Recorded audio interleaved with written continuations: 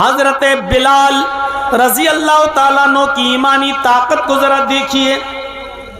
حضرت بلال رضی اللہ تعالیٰ عنہ کی ایمانی طاقت کو ذرا دیکھیے. ان کو کافروں نے پکڑا, ان کو کھینچا اور کھینچ کر ان کو ایک ریت میں ریگستان میں لے آئے اور ان کو مارا پیٹا, پھر ان کو ریت کے اوپر لٹا دیا, پھر ان کو بالو کے اوپر گرم ریت کے اوپر لٹا دیا, ان کے کپڑے پھاڑ دیے, اوپر کے قمیض اوپر کا کرتا ان کو پھاڑ دیا, پھر ان کو ریگستان کے علاقے میں گرم ریت پر لٹا دیا. اتنا ہی نہیں, بھاری پتھر لایا گیا اور وہ بھاری پتھر لا کر ان کے سینے کے اوپر رکھ دیا گیا. بھاری پتھر سینے پر رکھنے کی وجہ سے, گرم ریت کی وجہ سے ان کی پیٹھ جلنے لگی, چہکنے لگی. لیکن اس کے باوجود جب بلال سے کہا گیا, آئے بلال بولو, اب تم محمد کے رب کو چھوڑتے ہو یا نہیں, اب تم اپنے اللہ کو چھوڑتے ہو یا نہیں, تم اپنے معبود کو ود سوا یغوث یعوق نصر کو, تم ان معبودوں کو مانتے ہو یا نہیں مانتے ہو. حضرت بلال اکیلے ہیں, کافروں کی ایک بڑی تعداد ان کے ساتھ موجود ہے, ان کے اوپر ظلم و ستم ہو رہے ہیں. بلال کو ننگی زمین پر لٹا دیا جاتا ہے اور بھاری پتھر ان کے اوپر رکھ دیا جاتا ہے. میرے بھائیوں, اس کے باوجود جب کہا جاتا ہے بلال محمد کے رب کے اوپر سے اپنا ایمان ہٹاؤ, محمد کے رب کے اوپر سے اپنا ایمان ہٹاؤ, تو حضرت بلال ایسے موقع پر اپنی زبان سے جملہ نکالتے ہیں, اللہ احد اللہ احد اللہ احد. آئے کافرو, تمہیں جتنا مارنا ہو مار لو, جتنا پیٹنا ہو پیٹ لو, جتنا ستانا ہو ستا لو, لیکن میں اپنے رب کے اوپر سے ایمان نہیں ہٹا سکتا.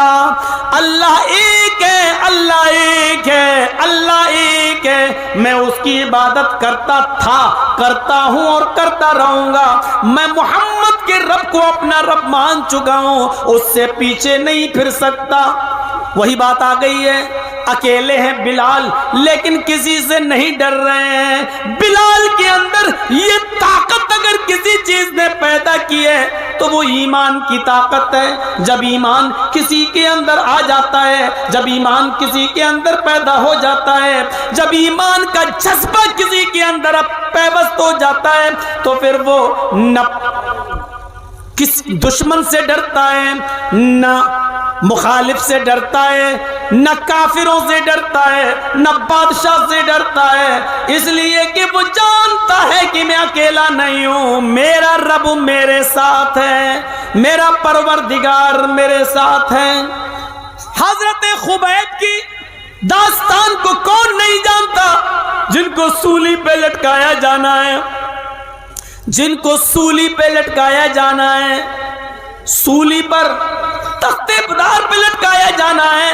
اور جب ان کو تختے پر لے جایا گیا, سولی پہ لے جایا گیا, پھانسی کے پھندے کے قریب لے جایا گیا, اور پھانسی کا پھندا ان کے گلے میں جب ڈالا جانے لگا تو حضرت خبیب سے کہا گیا, اے خبیب آج تو تم بھی سوچ رہے ہوگے کہ جس محمد کی وجہ سے مجھے اتنی تکلیف اٹھانا پڑ رہی ہے, میری جان تک جا رہی ہے, آج محمد اس جگہ پر ہوتے اور میں بچ جاتا, محمد کے میری جان بچ جاتی اور محمد مارا جاتا.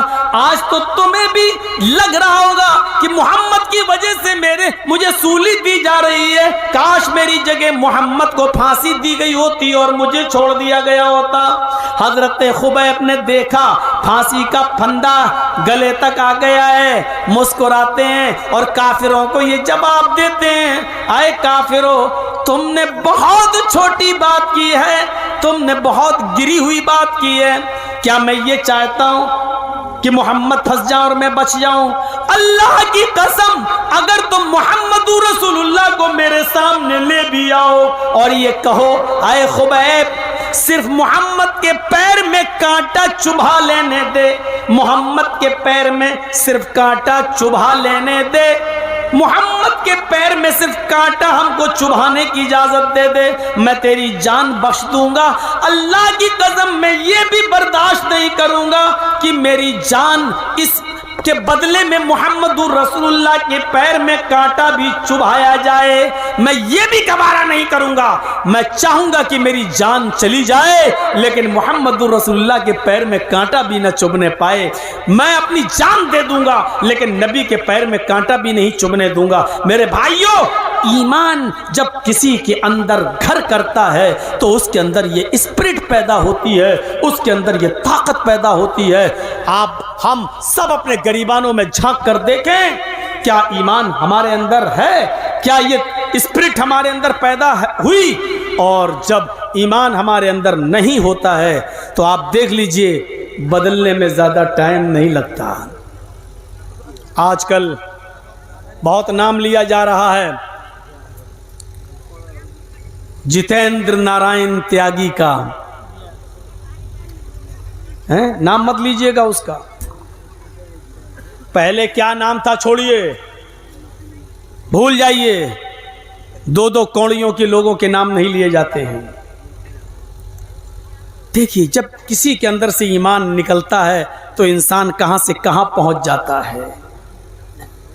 چلے تھے صاحب قرآن بدلنے، چلے تھے قرآن کی 26 آیتوں کو نکلوانے، قسم کھایا تھا کہ میں اس قرآن کو بدل کے رہوں گا، اس قرآن کو چینج کر کے رہوں گا، اس قرآن کو ہٹا کے رہوں گا، 26 آیتیں اس کی نکلوا کے دم لوں گا۔ چلا تھا قرآن بدلنے، اللہ نے ایسا بدلا کہ میری کتاب کو بدلنے کا سپنا دیکھنے والے، دیکھ میں نے تجھی کو بدل ڈالا۔ تیری اوقات کیا ہے قرآن کو بدلے گا؟ تو 26 آیتوں کی بات کرتا ہے۔ تو اگر مرنے کے بعد 26 مرتبہ زندہ ہو کر 26 مرتبہ بھی مر کر 26 مرتبہ بھی زندہ ہو جائے اور 26 مرتبہ زندہ ہونے کے بعد بھی اگر یہ چاہے کہ ہم 26 آیتیں بدل دیں تو 26 آیتیں تو بہت دور کی بات، قرآن کے 26 لفظ بھی نہیں بدل سکتا، اور 26 لفظ تو بہت دور کی بات، قرآن کا ایک نقطہ بھی ادھر سے ادھر نہیں کر سکتا۔